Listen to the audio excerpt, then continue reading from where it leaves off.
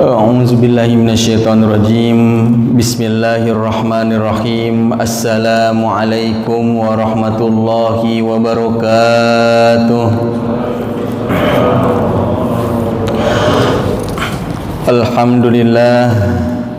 Alhamdulillahirabbil alamin. Alhamdulillahilladzi anzala sakinata fi qulubil mu'minina liyazdadu imanan ma'a imanihim.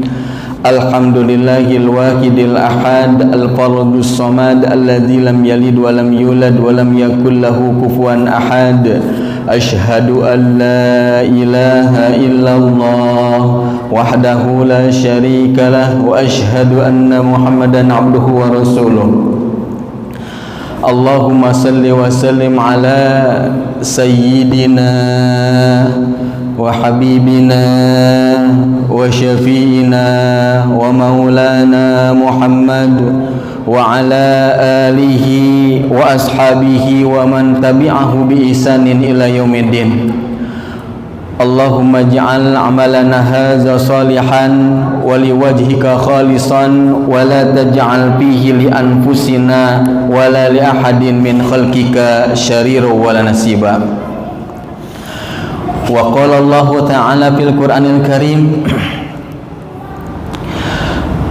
A'udzu billahi minasy syaithanir rajim. Bismillahirrahmanirrahim. Sabbaha lillahi ma fis samawati wa ma fil ardi wa huwal azizul hakim. Ya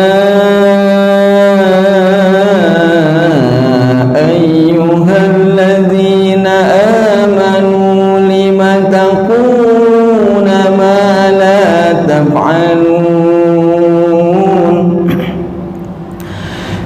Ya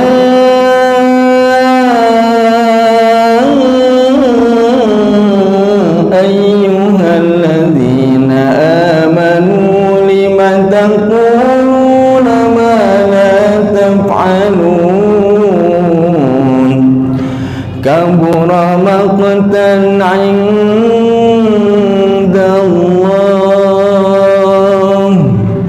Kabura maqtan 'indallahi an taqulu ma la taf'alun. Sadaqallahul azim. Puji dan syukur kita panjatkan kepada Allah Subhanahu wa ta'ala yang maha melihat, maha mendengar, maha menyaksikan. Salawat dan salam senantiasa tercurah kepada junjungan alam Rasulullah Muhammad sallallahu alaihi wasallam, kepada keluarganya, para sahabatnya, para tabi'in, sampai kepada umatnya yang taat hingga akhir zaman. Semoga kita semua yang berkumpul di tempat ini senantiasa diberikan sakinah, ketenangan batin. Amin. Dinaungi rahmat Allah, senantiasa didoakan oleh para malaikat agar senantiasa mendapatkan ampunan dan rahmat, sekaligus disebut-sebut namanya di sisi Allah. Karena Rasulullah SAW memberikan kabar gembira, dan ini terus diingatkan kepada kita semua.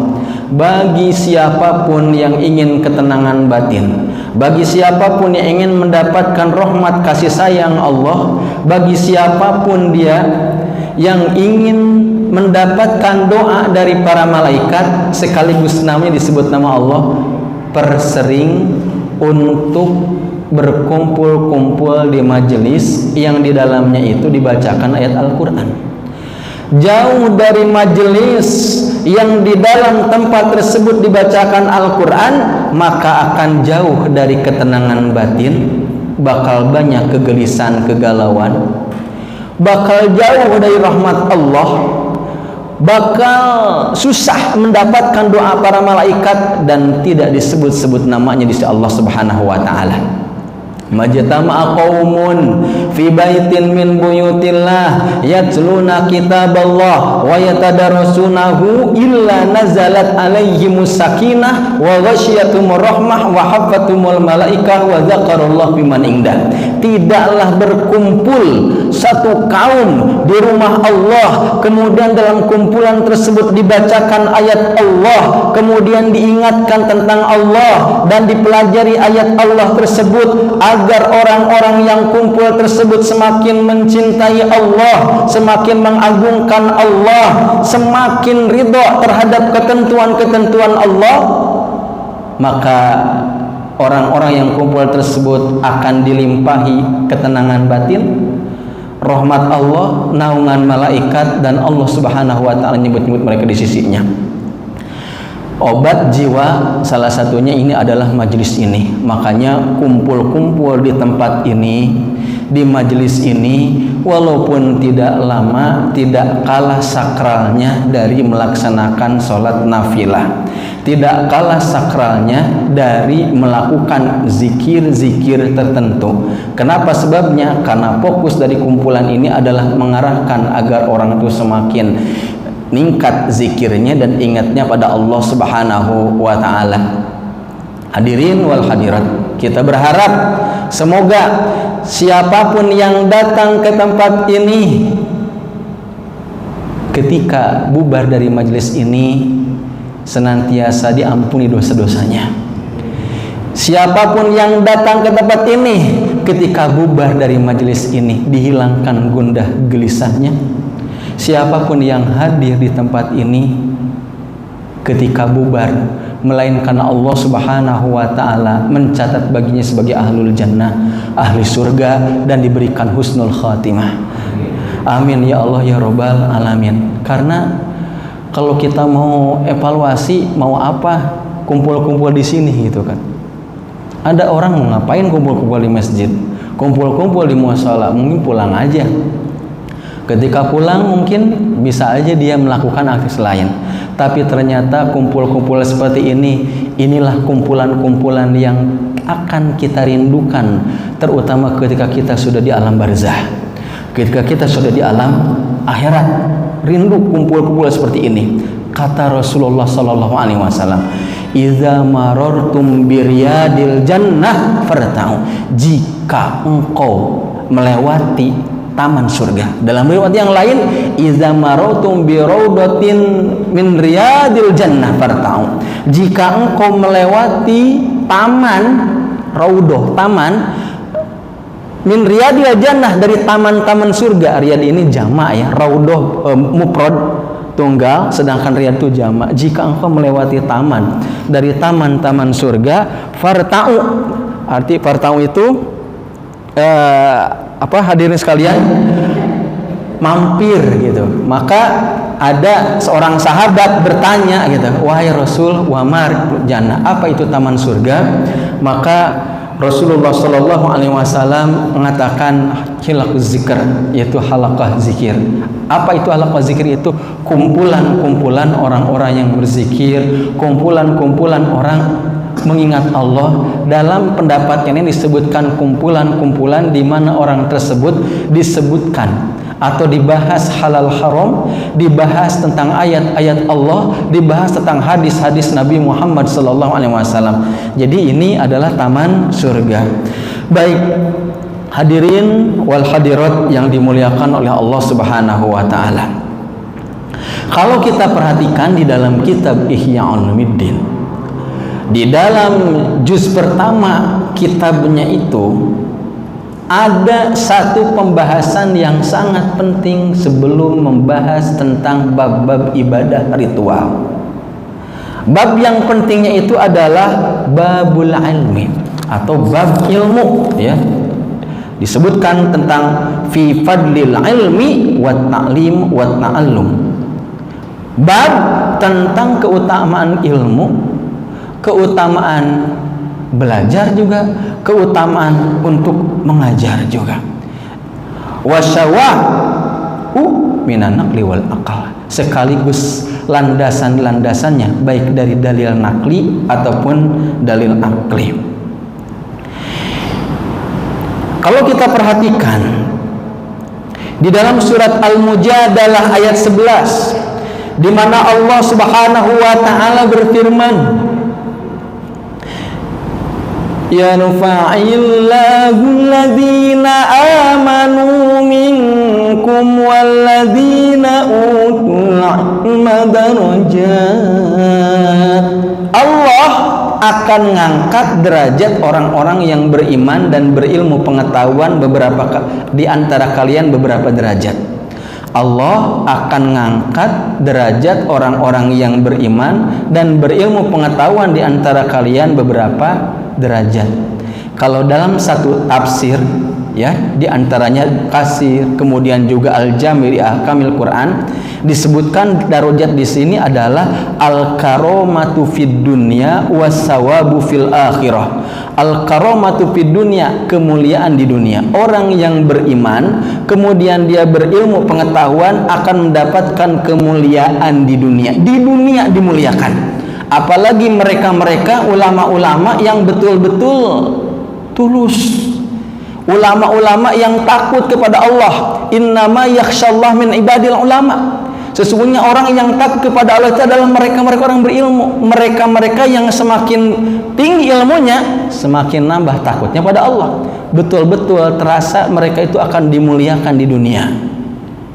Wassawabu fil akhirah, sekaligus di akhirat akan mendapatkan pahala yang melimpah. Bagaimana tidak? Di antara amalan yang apabila kita wafat ngalir terus adalah ilmu yuntafa'u bi, ilmu apabila diamalkan, ilmu yang bermanfaat. Karena itu sedekah jariyah, tidak bisa dengan sedekah dengan harta, maka dengan ilmu. Dia mengajarkan seorang, orang yang diajarkan mengajarkan lagi, orang diajarkan mengajarkan lagi. Dia wafat ngalir terus selama ilmu yang disampaikan itu diajarkan terus. Semakin banyak muridnya, semakin banyak orang yang tersadarkan, semakin banyak orang yang tercerahkan, kemudian dia semakin baik, maka orang yang menyampaikan itu ada aset-aset pahala. Ini penting.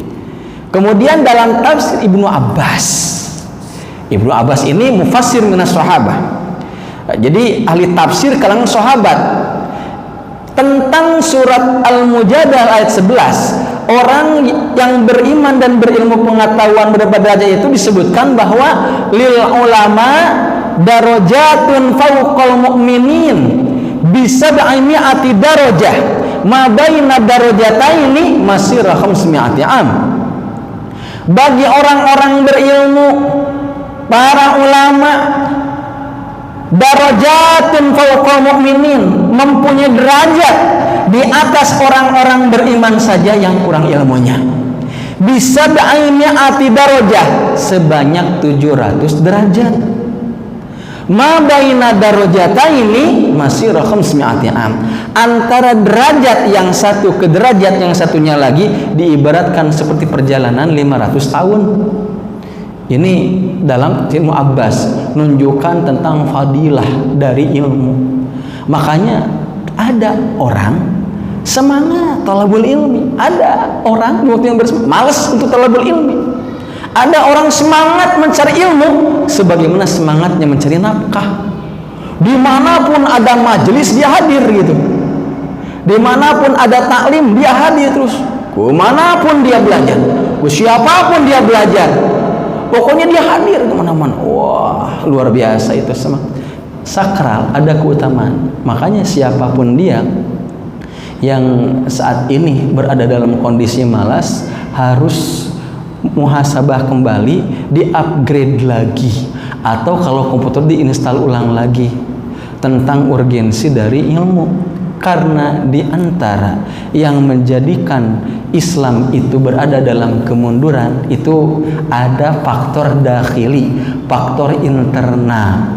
Di antara faktor internalnya itu adalah bahwa mereka itu tidak punya semangat untuk ilmu atau kurang mencintai ilmu. Padahal ilmu ini merupakan satu hal yang sangat penting.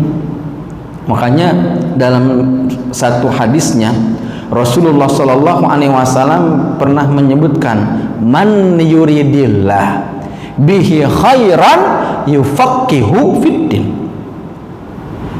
Barang siapa yang Allah kehendaki kebaikan pada diri seseorang, maka Allah akan jadikan dia itu faqih, paham terhadap agama. Jika Allah menghendaki si fulan itu berada dalam kondisi kebaikan, maka Allah akan jadikan dia seorang yang faqih. Faqih itu paham terhadap ilmu. Ada seorang ulama Mesir menyebutkan dalam menyikapi hadis tersebut, dia mengatakan, seandainya ada seseorang hidup di dunia punya segalanya tetapi awam terhadap agama, enggak paham terhadap Islam, enggak paham terhadap Al-Quran, enggak paham terhadap hadis, pokoknya salah paham, pokoknya itu menunjukkan la khaira fi, tidak ada kebaikan dalam diri dia. Apa tanda seseorang itu berada dalam kebaikan? Faqih, paham terhadap agama. Baik,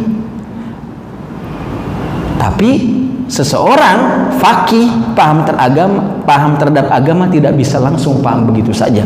Dia butuh usaha. Makanya Imam Syafi'i pernah menyebutkan, ta'alam falaisal insan yuladu aliman. Ta'alam, belajar, cari ilmu itu. Falaisal insan yuladu aliman, karena tidak ada manusia yang lahir ke dunia itu langsung berilmu. Tidak ada orang yang lahir ke dunia itu langsung hafal Quran. Tidak ada orang lahir ke dunia itu langsung bisa bahasa Arab. Tidak ada orang yang lahir ke dunia itu hafal hadis. Mereka mengalami proses. Apa prosesnya? Ta'alam, belajar. Ta'alam, belajar. Nggak bisa instan.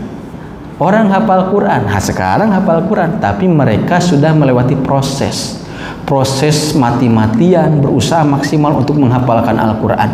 Ada orang hafal hadis banyak, itu pun proses setelah dia berusaha menghafal. Ada orang bisa ngomong bahasa Arab, orang bisa bahasa Arab, paham bahasa Arab, itu pun setelah mengalami proses belajar itu. Tapi seandainya semangat untuk belajar ini tidak dihadapi, malas, maka tidak akan ada perkembangan. Makanya di antara salah satu umat Rasulullah SAW itu cirinya itu adalah hubbul ilmi wal ulama, mencintai ilmu sekaligus mencintai para ulama. Kenapa sebabnya? Al ulama warasatul anbiya, para ulama itu adalah pewaris para nabi.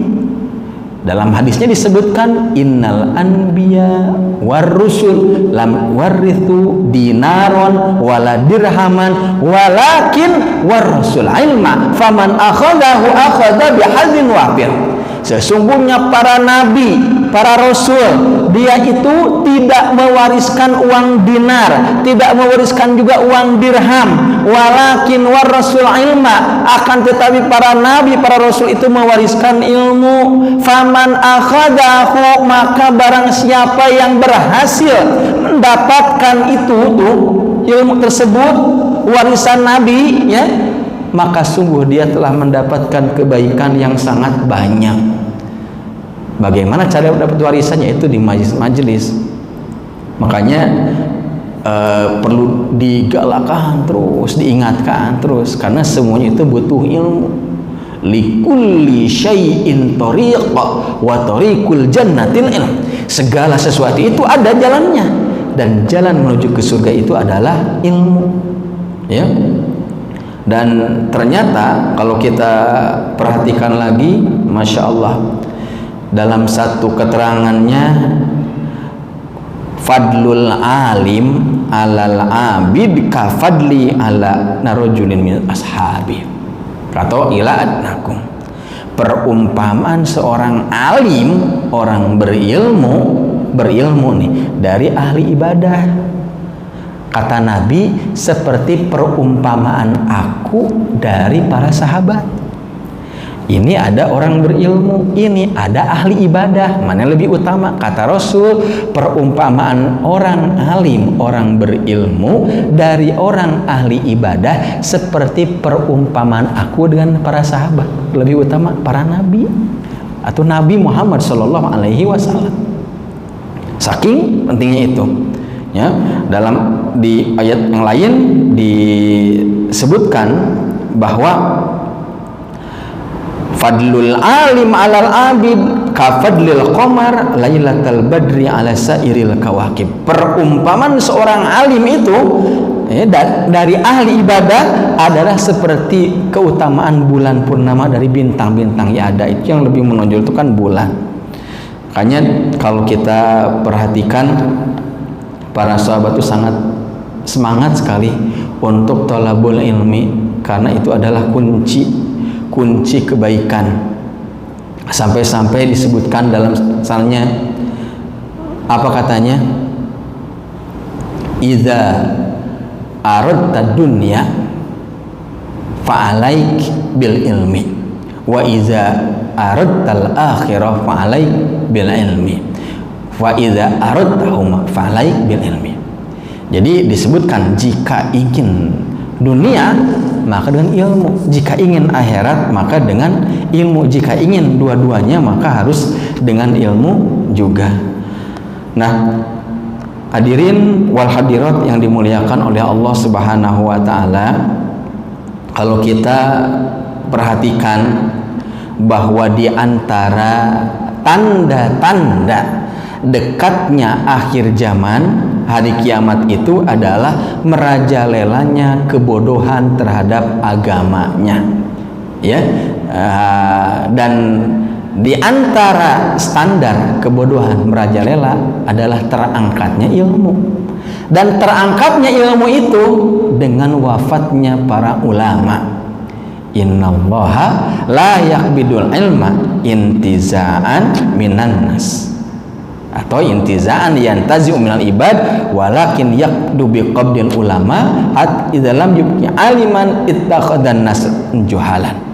Jadi sesungguhnya ilmu agama itu tidak terangkat secara sekaligus, tetapi ilmu agama itu terangkat dengan wafatnya para ulama, sehingga apabila para ulama sudah tidak ada lagi, sudah susah didapatkan, maka orang-orang itu akan menjadikan orang-orang bodoh di kalangan mereka itu sebagai ulama. Apabila ditanya tentang perkara maka akan berfatwa tanpa ilmu, ya. Makanya kalau kita perhatikan tuh, Imam Al-Ghazali menyebutkan ilmu itu wajib dikaji, dipelajari, ya. Tapi wajibnya ada dua, ada ilmu yang wajib ain, ada ilmu yang wajib kifayah. Kalau ilmu yang wajib ain itu adalah ilmu-ilmu syariat, ilmu-ilmu yang berkaitan dengan agama diniyah, wajib, tiap orang tuh wajib belajar tentang Quran, belajar tentang hadis, tentang keislaman. Ada juga wajib kifayah. Wajib kifayah itu adalah satu ilmu yang gugur kewajiban mencarinya jika ada yang mempelajari. Contoh misalnya kedokteran, ya, ataupun ilmu-ilmu umum, itu wajib kifayah. Cuman zaman sekarang kebanyakan orang itu justru lebih fokus kepada yang wajib kifayah ilmunya, yang wajib ain ternyata kurang diperhatikan. Begitu banyak tuh orang tua ketika nilai anaknya jelek, gelisahnya bukan main. Tidak bisa baca tulis hitung, gelisahnya bukan main. Pulang sekolah dikursuskan, diprivatkan, dibimbelkan. Tapi ketika anaknya tidak bisa baca Quran, orang tua terkadang acuh tak acuh. Anaknya tidak paham ilmu agama, acuh tak acuh. Anak sudah kuliah, udah mau kerja, orang tua belum pernah mendengarkan bacaan Quran anaknya, biasa-biasa aja. Lebih gelisah anak mungkin beres kuliah, kerja di mana mungkin gitu ya. Lebih khawatir ke sana. Atau beres sekolah ini lanjut ke mana lebih gelisah itu, ngaji nggak kurang diperhatikan. Ini jadi masalah. Padahal itu wajib ain. Makanya wajib siapapun, termasuk mungkin misalnya bapak-bapak, ibu-ibu di sini yang hari di tempat ini, yang anak-anaknya sekolah masih online ya, atau yang offline ya online, itu imbangi. Karena di sekolah-sekolah umum apalagi, maaf ya, mungkin bisa dicek lagi, pelajaran agama Islam kan paling seminggu berapa jam? 2 jam. Itu kurang sekali. Makanya kalau misalnya mengandalkan sekolah saja ingin jadi anak soleh, waduh, jauh. Pelajaran agama 2 jam seminggu, itu pun kadang materinya masih umum, nggak terlalu mendalam, evaluasi kurang, dan terkadang bisa aja gitu kan, target yang jadi target itu hanya sekedar nilai aja ujian, tapi masalah evaluasi pengamalan itu kurang. Makanya imbangi, pulang sekolah dicarikan guru yang baik, dikenalkan guru yang soleh, kemudian pulang sekolah buat program Quran ya, dari pagi sampai siang ngaji, atau misalnya dalam seminggu bisa berkali ngaji gitu kan ya. Orang yang belajar agama Islam yang tiap hari saja, baik itu di pesantren, baik itu madrasah ya, yang belajar pagi sampai siang sampai sore terus lanjut, itu tetap masih kurang Pak. Pembelajaran agama Islam itu masih kurang, apalagi yang belajar agama cuman segitu, tapi orang tua nuntut ingin punya anak soleh. Yang kuliah kalau umum, kadang pelajaran agama Islam itu cuman semester 1 gitu kan, semester 2, semester 3, 4, 5 nggak ada belajar agama lagi. Ada juga yang emang rutin tiap semester ada gitu kan, tapi kan tetap aja nggak cukup gitu kan sebenarnya itu untuk mendalam Islam. Makanya susah. Jadi lama-kelamaan nanti bisa-bisa semakin jauh. Makanya imbangi gitu. Beres sekolah, buat program, baik itu di masjid, di musola ataupun di rumah. Pas libur, bukan sekedar main aja, ada jadwal juga. Emang terasanya nanti, enggak, kalau sekarang sih biasa-biasa aja. Pokoknya ada jadwal aja, ngaji Quran, dikenalkan tentang tauhid, atau misalnya merequest seseorang, mendatangkan orang gitu, ngajarin anak gitu kan, ajarin tentang ilmu tauhid, ajarin tentang ilmu yang berkaitan dengan Al-Qur'an, ajarin tentang ilmu keislaman, ajarin tentang ilmu fardu ain. Fardu ain itu apa ya? Yang ini, yang penting-penting bisa dilakukan tiap hari, sederhana, yang tinggi-tinggi.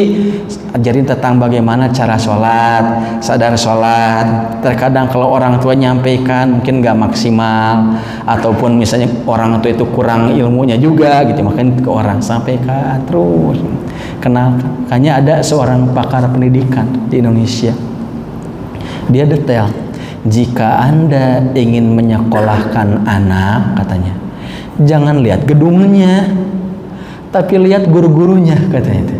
Siapa guru-gurunya nih? Karena anak itu akan tiap hari melihat akhlak gurunya. Seperti itu. Dan target dari pendidikan dalam Islam sebenarnya bukan ke sini saja, bukan sekedar intelektual, lulus ujian nilainya besar. Kalau kebanyakan kan seorang dalam dunia pendidikan yang dikatakan sukses dalam pendidikan itu jika rapotnya bagus, nilai semuanya. Rapotnya bagus, lulus, wiskah. Padahal bukan sekedar itu, tetapi ini nih kualitas hati seperti apa, bisa dikatakan itu spiritualnya. Dan selanjutnya adalah akhlak, karena target pendidikan dalam Islam itu adalah perubahan akhlak.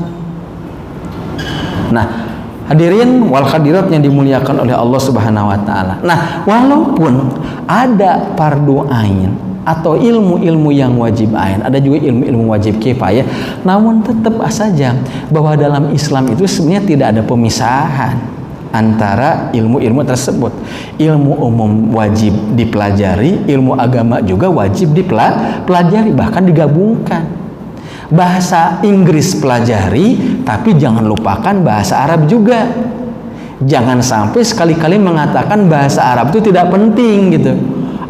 Apa bahasa Arab gitu, nggak ada prospek gitu kan, kecuali kalau mau kerja ke Arab gitu.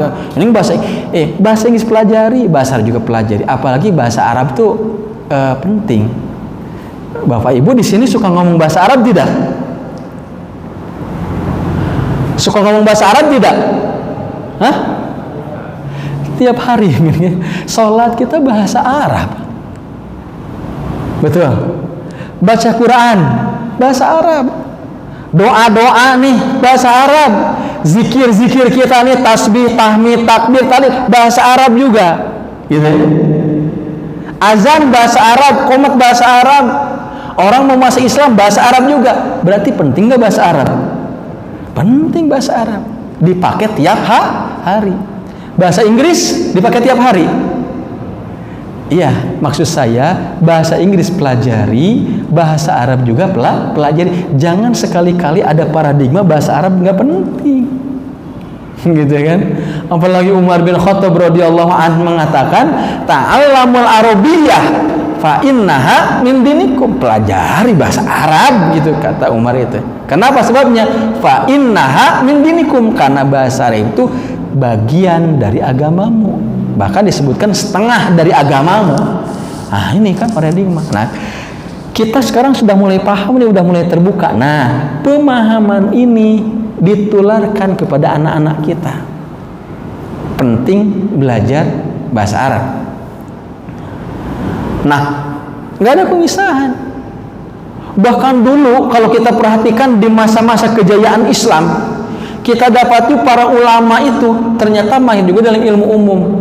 Ada tuh seorang ulama, ahli tafsir, ahli hadis, ahli qiraah, kemudian juga kaitan ilmu akhlak, tapi di waktu yang bersamaan dia pun ahli dalam ilmu kedokteran.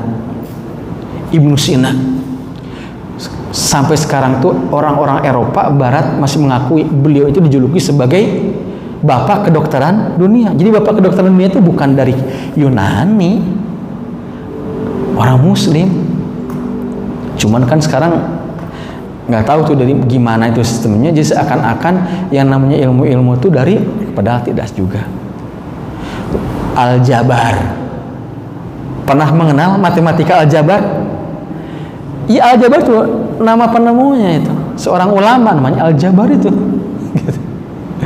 Penemu jam pertama Muslim, termasuk juga penemu kapal laut, kapal itu Muslim juga. Nggak bisa dipisah-pisah. Geografi, ilmu sosiologi, sarap. Jadi kalau dulu tuh pembelajaran kita ini, kalau misalnya belajar tentang proses penciptaan manusia, bahwa manusia itu awalnya ya dari setetes air hina, kemudian segumpal daging, ada tulangnya, kemudian ruh, maka kemudian dibacakan ayatnya, ada ayatnya. Kemudian ketika berbicara tentang matahari, bicara tentang bulan, tentang bumi, kemudian selanjutnya ada ayatnya. Nah, kalau saat ini seakan-akan ada pemisahan gitu, ini agama gitu kan, sedangkan ilmu-ilmu umum bisa. Kalau dulu enggak, jadi ilmu umum kayak kata umum, ayat kata umum, ada satu kesatuan. Nah, ini perlu ditingkatkan kembali. Kenapa sebabnya? Karena kebangkitan umat itu salah satunya itu adalah dengan ilmu dulu. Maka jika seandainya seorang itu tidak punya semangat untuk thalabul ilmi, mencari ilmu, maka akan berada dalam kemunduran, ya, dan susah sekali untuk carinya. Dan kalau kita perhatikan kembali bahwa ternyata ilmu juga tidak cukup untuk dipelajari, maka kewajiban selanjutnya orang-orang yang berilmu itu adalah berusaha untuk mengamalkan. Setelah mengamalkan, kemudian mengajarkan. Itu makanya satu paket. Disebutkan dalam satu hadisnya, khairukum man ta'allamal qur'ana wa 'allamah. Sebaik-baik di antara kamu itu adalah orang yang mempelajari Al-Quran dan mengajarkan. Artinya belajar, kemudian mengajarkan. Belajar satu ilmu, kemudian diajarkan lagi. Ya, dalam satu mahfuzat pepatah Arab disebutkan al ilmu bila amalin kasyajari bila samarin. Ilmu tanpa diamalkan itu bagaikan pohon tidak berbuah. Diamalkan itu tidak dilaksanakan ataupun tidak diajarkan lagi, nggak akan berbuah, nggak akan berkembang. Justru ilmu itu akan berkembang jika seandainya diajarkan kembali. Nah, hadirin wal hadirat yang dimuliakan Allah Subhanahu wa taala, ada hal yang penting yang wajib dipahami tentang masalah ilmu itu. Semua ilmu yang berkaitan dengan kemanfaatan maka wajib untuk dicarinya. Tetapi ternyata ada ilmu yang emang haram untuk dipelajari, yaitu ilmu sihir. Ya, mempelajari ataupun minta diajarkan ataupun belajar ataupun mengamalkan ilmu sihir, ya. Apa saja hal-hal yang penting yang perlu kita pelajari lebih detail. Jadi kalau beberapa riwayat menyebutkan bahwa ilmu-ilmu yang penting itu adalah ilmu-ilmu yang pertama tentang ketauhidan yang tadi sudah disampaikan. Bagaimana caranya mengenal Allah, bagaimana caranya agar semakin cinta kepada Allah, bagaimana caranya agar semakin takut kepada Allah, bagaimana caranya agar semakin tawakal kepada Allah, bagaimana caranya agar semakin roja, penuh harap kepada Allah Subhanahu wa taala. Itu wajib pelajari, karena banyak orang ingin tawakal tetapi ilmu untuk tawakal tidak tahu. Banyak orang ingin mendapatkan kecintaan pada Allah tapi ilmunya nggak tahu juga.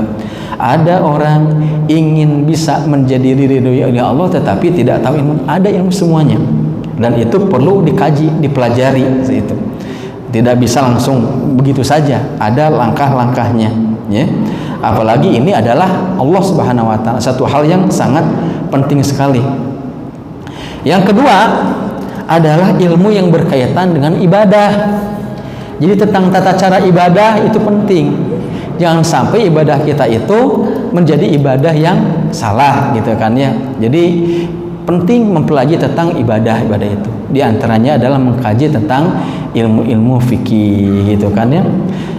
Kedua, bukan hanya sekedar ibadah zohirnya, tapi ibadah batinnya juga. Kebanyakan orang fokus belajar ilmu ibadah itu zohirnya, tapi batinnya kurang dipelajari. Kalau zohir itu yaitu mempelajari misalnya tentang syarat-syarat sahnya ibadah, sholat, misalnya rukun-rukunnya yang membatalkannya, tetapi tidak mempelajari ilmu bagaimana caranya agar khusyuk sholat, gitu. Bagaimana caranya mempelajari agar bisa menikmati ibadah sholat, itu perlu juga. Jangan sampai fokus ke zohirnya saja, batinnya itu dikaji juga. Karena kalau misalnya bagus sholatnya sesuai dengan syarat dan rukunnya, tetapi batinnya nol, ya nol aja. Jadi as-salatu bila khusyu'in kal jasadi bila ruh. Salat tanpa kekhusyuan bagaikan jasad tanpa ruh. Betul, sudah sesuai, udah sah lah salatnya itu. Udah perfect dari mulai gerakan-gerakannya, tapi ternyata kurang. Nah, ini pun kekhusyuan ada ilmunya juga, ada pengkajiannya juga. Gak bisa langsung. Semuanya butuh ilmu. Ya, ilmu keakhiratan penting. Jangankan ilmu keakhirat, ilmu yang berkaitan dunia saja ya perlu dikaji, gitu. Seperti orang ingin bisnis, bagaimana cara marketing yang baik, gitu, yang bagus, bagaimana caranya agar disukai sama pelanggan. Ada ilmunya, ada tekniknya. Apalagi yang berkaitan dengan keakhiratan. Jadi itu perlu diperdalam. Yang selanjutnya, yang ketiga itu adalah yang berkaitan sulukiyah, akhlak. Jadi yang pertama tentang tauhid, ya, akidah. Kedua tentang ibadah, kaji. Yang selanjutnya ilmu akhlak. Akhlak juga wajib dipelajari. Karena ada kalanya orang bisa aja tauhidnya betul, mungkin ibadahnya betul tapi akhlaknya nggak bagus, gitu. Salah satu contohnya misalnya bagus ibadahnya tetapi sombong, gitu, merasa paling baik, merasa paling soleh, merasa paling takwa. Nah, ini ada ketidakseimbangan, itu perlu dikaji juga. Ada kalanya mungkin ibadahnya bagus tetapi ternyata sulukiyah, muamalah, interaksi dengan sesama itu kurang bagus juga. Nah, ini akhlak tuh penting juga dikaji. Makanya pembinaan dan tarbiyahnya Rasulullah Shallallahu Alaihi Wasallam kepada para sahabatnya pertama itu adalah menanamkan akidah, ketauhidan, menanamkan tentang ibadah, kemudian menanamkan tentang akhlak. Dan kalau akhlak, mereka tuh langsung melihat Rasulullah SAW karena Rasul itu adalah uswah. Jadi kebanyakan orang berpemahaman bahwa yang namanya talaki itu hanya sekedar tilawah Quran saja. Padahal enggak juga. Yang namanya talaki itu akhlak juga perlu talaki. Kenapa? Karena akhlak itu melihat orang, melihat guru, melihat ada gitu. Oh, ini gerak-gerik seperti ini. Kayak anak ngikutin orang tuanya itu kan lihat itu, ngikut. Karena sekarang itu emang krisis gitu kan. Krisis itu krisis figur gitu. Sekarang ini siapa sih yang bisa dijadikan figur gitu? Contoh dalam kebaikan-kebaikan susah saat ini. Makanya kita berdoa kepada Allah Subhanahu wa taala agar senantiasa tetap berada dalam petunjuk Allah Subhanahu wa taala, ya. Kemudian di antara hal yang penting tentang akhlak ini, karena Rasulullah Shallallahu Alaihi Wasallam pernah menyebutkan ketika ditanya tentang agama, ya Rasulullah wahai Rasulullah, apa itu agama? Maka kata Rasulullah SAW itu ad-dinu husnul khuluq, agama itu berakhlak baik. Jadi berakhlak baik. Dan antara ilmu tauhid, ilmu kaitan ibadah, sama ilmu yang berkaitan dengan akhlak itu saling terhubung. Jadi apabila tauhidnya baik, maka akan menjadikan seseorang itu ahli ibadah, ibadahnya bagus. Dan semakin berkualitas ibadahnya, semakin baik pula akhlaknya. Jika seandainya ini tidak nyambung, berarti ada sesuatu yang error. Seandainya ada orang mengklaim dirinya adalah sebagai orang yang rajin ibadah, tetapi ternyata akhlaknya itu kurang baik, maka ini pertanda bahwa ibadahnya selama ini mungkin kurang maksimal, kurang baik, mungkin perlu ditingkatkan lagi kualitasnya. Nah, jadi seperti itu, hadirin wal hadirat yang dimuliakan oleh Allah Subhanahu wa taala. Baik, mungkin sebelum ditutup saya memberikan waktu jika seandainya ada yang mau ditanyakan.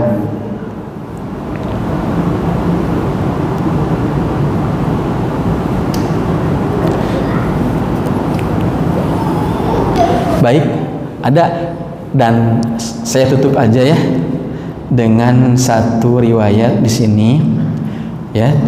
Disebutkan dalam kitab Ihya Ulumuddin ini ada satu ayat dari Abu Dzar, disebutkan huduru majlisi zikrin afdol min sholati alfi rakaah wa huduru majlis ilmin afdol min ibadati min iyadati alfi marid wa hudur majlis ilmin afdol min syuhudi alfi janazah. Faqila ya Rasulullah wa man wa qiraatul Quran, qala wa hal tanfa'u qiraatul Quran illa bil ilmi. Jadi di sini disebutkan apa katanya? Huduru majlis zikrin, menghadiri majlis-majlis zikir, afdolu min sholati alfi rakaah, itu lebih utama dari 1000 rakaat salat. Wa huduru majlis ilmin, dan menghadiri majlis ilmu, afdolu min iyadati alfi marid, lebih utama dari menjenguk 1000 orang yang sakit. Wa huduru majlis ilmin, dan menghadiri majlis ilmu itu juga afdalu min syuhudi alfi janazah, itu lebih utama dari menyaksikan mandiri 1000 jenazah. Faqila ya Rasulullah, wahai Rasulullah SAW, wa min qiraatil, bagian qiraatul Quran. Maka Rasulullah SAW menyebutkan hal tanfa'u qiraatul Quran illa bil ilmi. Jadi disebutkan apakah bermanfaat baca Quran? Al-Quran itu akan memberikan kemanfaatan apabila dibaca itu, apabila apa? Dengan ilmu. Ilmu apa? Ilmu tentang kaidah pembacaan Al-Qur'an. Jadi bacaan Quran juga butuh ilmu juga. Ilmu apa ya? Ilmu tajwid, makhrajul huruf, ilmu sifatul huruf, pengucapan yang baik dan sebagainya. Dan ini merupakan salah satu hadis tentang padilah. Artinya padoil amal ya, yang penyemangat amal. Semoga kita tergembirakan gitu kan, dan semakin mencintai majelis-majelis ilmu ini. Barakallahu li wa lakum. Kalau tidak ada ditanyakan lagi, ini yang bisa sampaikan. Subhanakallah bihamdik asyhadu an la ilaha illa anta astaghfiruka wa atubu ilaik. Assalamualaikum warahmatullahi wabarakatuh.